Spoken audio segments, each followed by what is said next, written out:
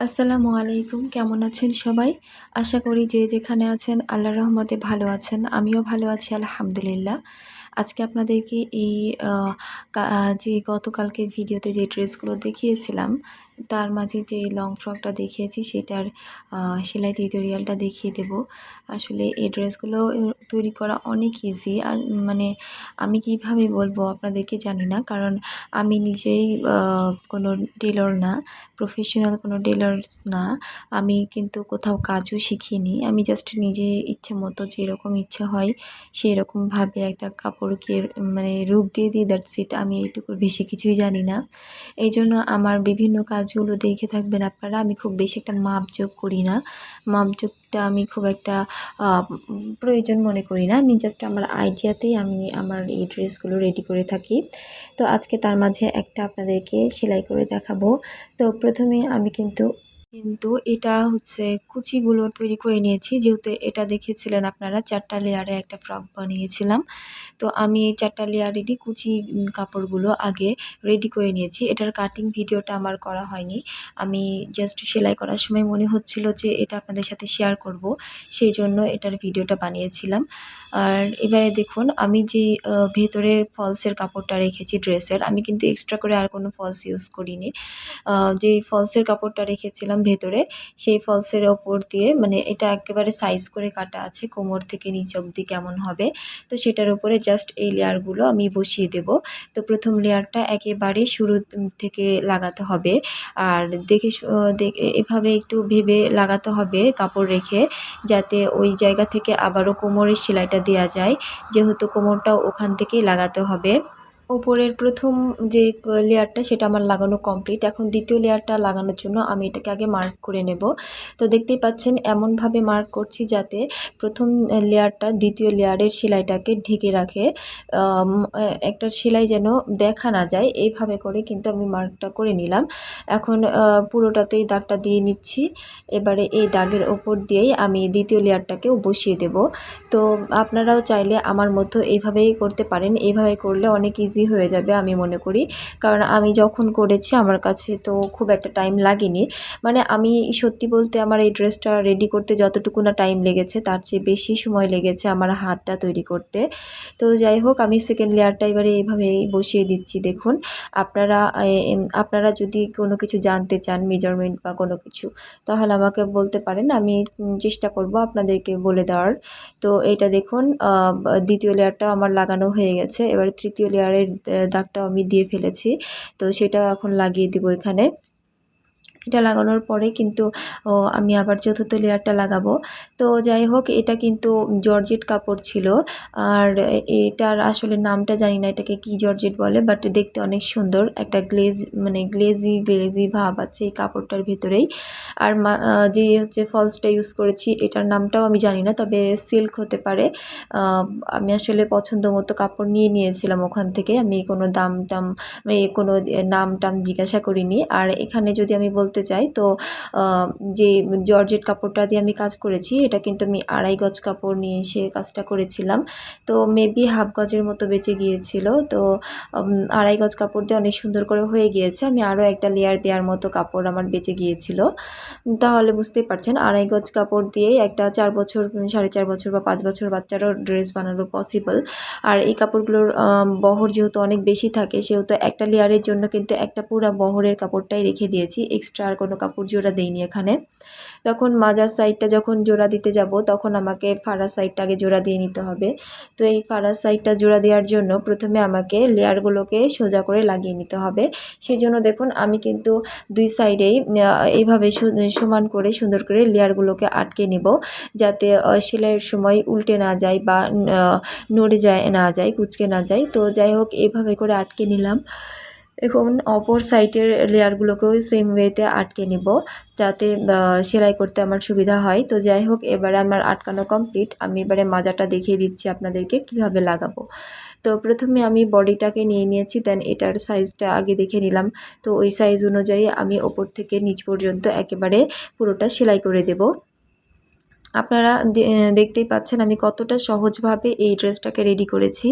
আমার বিশ্বাস এটা কেউ যদি ধৈর্য সহকারে দেখে, একবার দেখলেই পুরোটা করতে পারবে। আসলে আর আমি দুঃখিত আমার আ ভিডিওটা এই জায়গাতে খারাপ হয়ে গিয়েছে। আসলে আমি খেয়াল করেছিলাম না ভিডিও করার সময় যে আমি ক্যামেরার সামনে চলে আসছিলাম বারবার। তো পরবর্তীতে দেখেও আর কোনো লাভ হয়নি। কারণ আমার ড্রেস তো কমপ্লিট হয়ে গিয়েছে। এটা তো আমি সেকেন্ড টাইম আর ভিডিও করতে পারছি না। সেহেতু মানে আমার কিন্তু প্রায় পুরো ভিডিওটাতে অনেক জায়গাতে আমি চলে এসেছিলাম ভেতরে।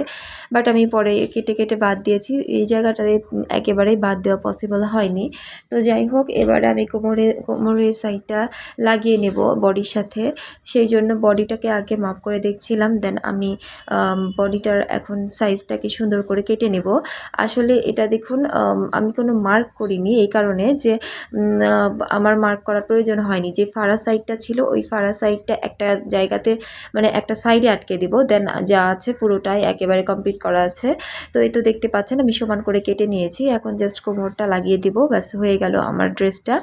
তো আপনারা চাইলে এভাবেই যে কোনো কাপড় দিয়েই করতে পারেন। আর নেট কাপড় বা মানে সিল্ক কাপড়, তো জর্জেট কাপড় দিয়ে কাজ করতে গেলে একটু প্রবলেম হয় যে মানে ঝরে পড়ে যায়, বিরক্ত লাগে, থাকতে চায় না। তো এটা সবাইকেই ফেস করতে হয়।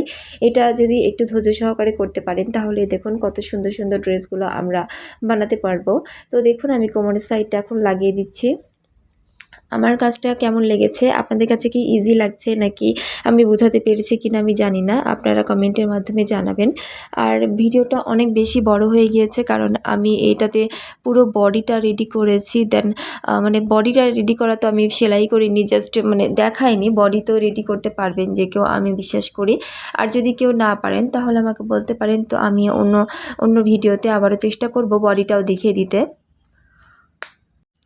আমি এখানে শুধু নিচের লেয়ারগুলো বসানো আর হাতাটা দেখিয়েছি, তাতে এত বড় হয়ে গিয়েছে ভিডিওটা। যদিও আমি অনেক দ্রুততার সাথে ভিডিওটা করে দেখিয়েছি, আমি যে আস্তে ধীরে করেছি তাও না। দেখতেই পাচ্ছেন আমি কতটা স্পিডের সাথে ভিডিওটা দেখিয়েছি, তারপরেও অনেক বড় হয়ে গিয়েছে। তো এবারে আমার কাছে যেহেতু ওভারলক মেশিন নেই, সেই জন্য আমি সবসময় এই কাজটা করে থাকি। যে কোনো জর্জেট হোক বা লিনেন হোক, মানে যে কাপড়গুলোর ওভারলক করার প্রয়োজন হয় সেগুলো আমি কিন্তু এইভাবে মোমের আলোতে একটু করে পুড়িয়ে নেই। তো আমি এই কাপড়টাতেও সেম ওয়েতে একটু করে পুড়িয়ে নিচ্ছিলাম যাতে সুতো বের হয়ে নষ্ট না হয়ে যায়, যেহেতু আমার কাছে ওভারলক মেশিন নেই। তো আমি আরও লেসগুলো ইউজ করব, যার কারণে আমার কিন্তু এগুলো দেখাও যাবে না, তো প্রবলেমও হবে না। তো এবারে দেখুন আমি এইটা কিন্তু একটা হাতার স্টাইলটা অন্যরকম রেখেছি। এবার আপনাদেরকে হাতাটা করে দেখাবো। ভেবেছিলাম ২ টা আলাদা আলাদা ভিডিওতে দেখাবো, বাট ভাবলাম যে পরবর্তীতে অত ঝামেলা করতে পারবো না, সেজন্য একসাথে ভিডিওটা দিয়ে ফেলেছি। একটু ধৈর্যের সাথে দেখে ফেলবেন। হাতাটা কিন্তু অনেক ইউনিক বানিয়েছি, আপনাদের ভালো লাগবে ইনশাআল্লাহ। তো আমি কিন্তু এটা যেটা পড়াচ্ছি এটা ফিতাগুলোও পুড়িয়ে নিয়েছি, প্লাস হাতার ডিজাইনগুলো। প্রথমে হাতা অন্যরকম ভেবেছিলাম, পরে সেলাই করার সময় মন চেঞ্জ হয়ে গিয়েছিল আর তখন হাতার ডিজাইনটা অন্যরকম করে ফেলেছি। তো দেখুন এবার আমি আপনাদেরকে হাতাটা লাগিয়ে দেখাবো। এই তো আমার বডিটা কমপ্লিটলি আটকে ফেলেছি, দেখতে পাচ্ছেন বডিটা করা কমপ্লিট। এবারে হাতাটা লাগাবো। এটা কিন্তু হাতা, দেখে তো বোঝাই যাচ্ছে না যে হাতা, কোনো ওয়ে নাই বোঝার মতো। তো এটা যে সাইজে কেটেছি এই সাইজে কিন্তু বড়দের হাতা হয়ে যাবে। আমি কিন্তু কোনো মাপ ছাড়াই ড্রেস রেডি করে আপনাদেরকে বলেছি। প্রথমে কিন্তু একটা ভাঁজ দিয়ে নিলাম ওপর থেকে, সেখানে কিন্তু সেলাই করিনি। আর পরবর্তীতে কিন্তু নিচ থেকে আবারও 2টা ভাঁজ দিয়ে নিয়েছি, দেখতে পাচ্ছেন। তো এবারে আমার ভাঁজ দেওয়াটা সুন্দর করে আবারও করছি। এবারে ভাঁজ দিয়ে আমি পিন আপ করে নেব। পিন আপ করে আপনারা সবসময় খেয়াল রাখবেন যে যখনই জর্জেট কাপড়ের কাজ করবেন, যে কাপড়গুলোতে কাজ করতে পারছেন না, আপনার অসুবিধা হচ্ছে, সেগুলোতে যদি এভাবে পিন আপ করে নেন আপনি সাইজ মতো, তাহলে কাজটা একটু ইজি হয়ে যায়। তো আমিও কিন্তু প্রথমে এইভাবে পিন আপ করে নিলাম, পরে আমি এটাকে সেলাই করে নেব। যেহেতু যেহেতু অনেক বড় একটা ভিডিও, তো ভয়েস দিতে গিয়েও অনেক সমস্যা হয়ে গিয়েছে। বারে আমাকে ভয়েসটা অন অফ করতে হচ্ছিল। তো দেখুন আমি কিন্তু এবারে হাতার সাথে মাপ করে নিলাম যে আমার আসলে কতটুকু লাগবে। তো দেখতে পাচ্ছেন আমার কিন্তু খুব একটা বড় লাগবে না। এটা যেটা করেছি এটা বড়দের হাতার মাপ হয়ে গিয়েছে। আমি প্রথমে এই সাইডটা সেলাই করে নিলাম, এবার বিপরীত সাইডটাও সেলাই করে নিব। দেন আমি 2টা হাতাই কিন্তু এই সেম ওয়েতেই করব। আপনারা একটু ধৈর্যের সাথে পুরো ভিডিওটা যদি সুন্দর করে দেখেন তাহলে কিন্তু এই হাতার ডিজাইনটাও করতে পারবেন। হাতার ডিজাইনটা কিন্তু অনেক আলাদা একটা হাতা বানিয়েছি। আসলে আমি মানে কিভাবে আইডিয়ায় আসলো আর কিভাবে কি করলাম আমি নিজেও জানি না। তখন এটা করতে ইচ্ছা করছিল তাই করে ফেলেছি। এই তো দেখতে পাচ্ছেন আমার হাতার ডিজাইনটা কমপ্লিট। এবার আমি বডির সাথে এটা ম্যাচ করে দেখব যে আমার কতটুকু লাগবে। আর তখন আমি মাপ করছিলাম। দেন দেখলাম যে আমার মাত্র 4 ইঞ্চির মতো লাগবে এখান থেকে। আর এটা আমি প্রায় 6 থেকে 6 ইঞ্চির মতো করে ফেলেছিলাম। তো যাই হোক এবারে আমি যেহেতু বাচ্চার হাতা সেহেতু এত বড় কাপড় লাগবে না। এবারে আমি মাপটা করে নিয়েছি। এখন আমি হাতাটাকে দেখছিলাম আটকে যে আসলেই আমার কতটুকু লাগছে আর লাগানোর পরে ঠিকঠাক থাকছে কিনা। তো লাগিয়ে দেখলাম যে আসলে না, আমার অনেক বড় হয়ে যাচ্ছে। এবার আমি মাপটা করে নিয়েছি আমার কতটুকু লাগবে। এবারে মাপ অনুযায়ী আরও একটা সেলাই দিয়ে দিব। এবারে দেখতে পাচ্ছেন সুন্দর করে সেলাইটা আমি দিয়ে নিয়েছি। আমি যে এক্সট্রা বাকি অংশটুকু এটা কিন্তু আমার লাগবে না। এখন আমি এটাকে সুন্দর করে সাইজ করে কেটে ফেলবো। তো কাটার পরে আপনারা মানে হাতটা লাগালেই বুঝতে পারবেন যে আসলে কি স্টাইলে হাতাটা করেছি। হয়তো আপনাদের বুঝতে অসুবিধা হচ্ছে। আর এখানে বারে বারে সেলাই করার সময় যেহেতু হাতার কাপড়গুলো মানে একটু কুঁচকে যাচ্ছিলো, সুতা টান লাগছিলো, সেগুলো ঠিক করছিলাম। যার কারণে আরও একটু টাইম লেগে গিয়েছে। তো এবারে দেখতে পাচ্ছেন এবারে হাতাটা এভাবে করে অ্যাটাচ করে দিব বডির সাথে। তো আমি কিন্তু আপনাদেরকে পুরো ভিডিওটাই খুবই দ্রুত দেখানোর চেষ্টা করেছি। সেই জন্য কিন্তু হয়তো আপনাদের অসুবিধা হতেও পারে।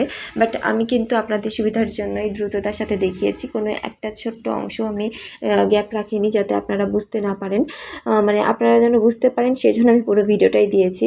তো যদি আপনারা চান যে আস্তে মানে ভিডিওটা একটু নর্মাল স্পিডে দেখতে চান তো আমাকে জানাতে পারেন। আমি ট্রাই করব আপনাদেরকে সেই ভিডিওটা এভাবে দেওয়ার জন্য।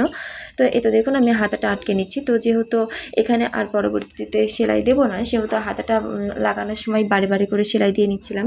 আমি 3টা সেলাই দিয়েছি এখানে যাতে কোনোভাবেই খুলে না যায়। এবারে দেখুন বিপরীত পাশেও এইভাবে সেমভাবে আটকে নেব। তো এটা কি আপনারা হাতা লাগানোটা বুঝতে পারছেন কিনা আমাকে জানাবেন। আর আমি এখানে যেহেতু অনেক লেসও ইউজ করব সেহেতু আমার ড্রেসে কিন্তু ইনশাআল্লাহ রেডিমেড ড্রেসের মতোই লাগবে।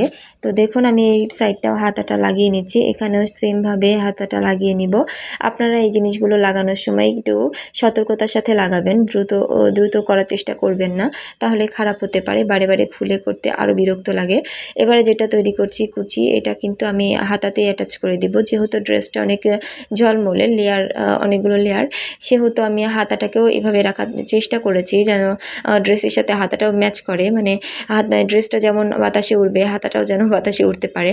তো এভাবে আমি ভেতর সাইডে যে উল্টে দিয়েছিলাম হাতার প্রথম কুচিটাই যে আমি উল্টে দিয়েছিলাম সেলাই না করে, ওই উল্টানো কাপড়টার সাথে আমি এখন এই ভেতরে এই ঝালরটা লাগিয়ে দিব। তাহলে কি হবে, আমার সেলাইটা দেখা যাবে না, আবার ওপর থেকে দেখতে মনে হবে যেন মানে একটা কাপড়ে অনেক লম্বা করে সুন্দর করে দেয়া আছে। এখানে সেলাইটাও দেখা যাবে না, দেখতে অনেকটা ভালো লাগবে। এবারে আমার সেলাইটা হয়ে গিয়েছে। আমি আপনাদেরকে হাতার ডিজাইনটা দেখিয়ে দেব। তো আমি আরও একটা সেলাই এখানে দিয়ে নিচ্ছি, যেহেতু পরবর্তীতে খুলে যাওয়াটা একটা ঝামেলা।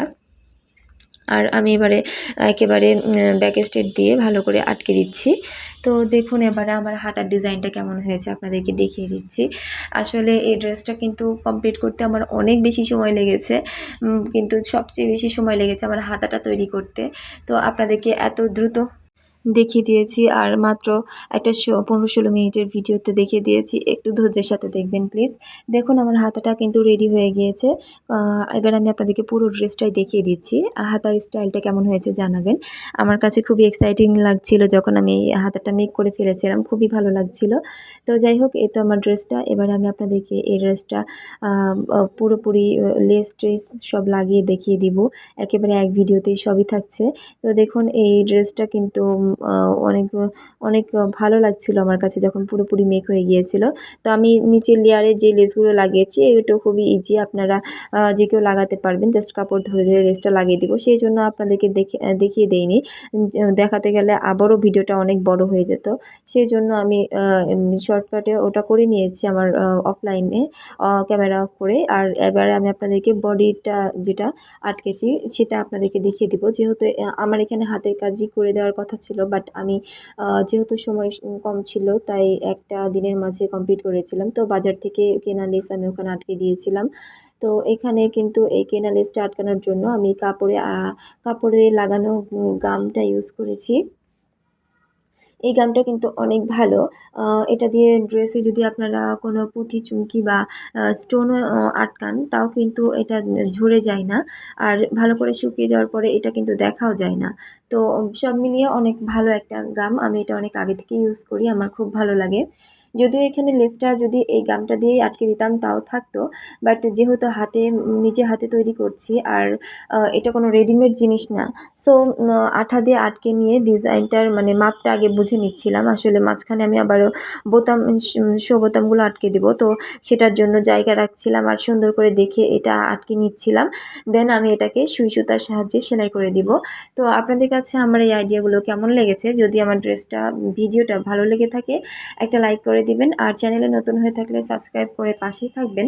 আর এমন ভিডিও দেখতে চাইলে আমাকে জানাবেন। আমি ইনশাআল্লাহ এরপর থেকে আমার এক্সেপশনাল যত ক্রিয়েশন আছে সবই আপনাদের সাথে শেয়ার করব। ততক্ষণ আপনারা ভালো থাকবেন, সুস্থ থাকবেন। আমার জন্য দোয়া করবেন। আল্লাহ হাফেজ।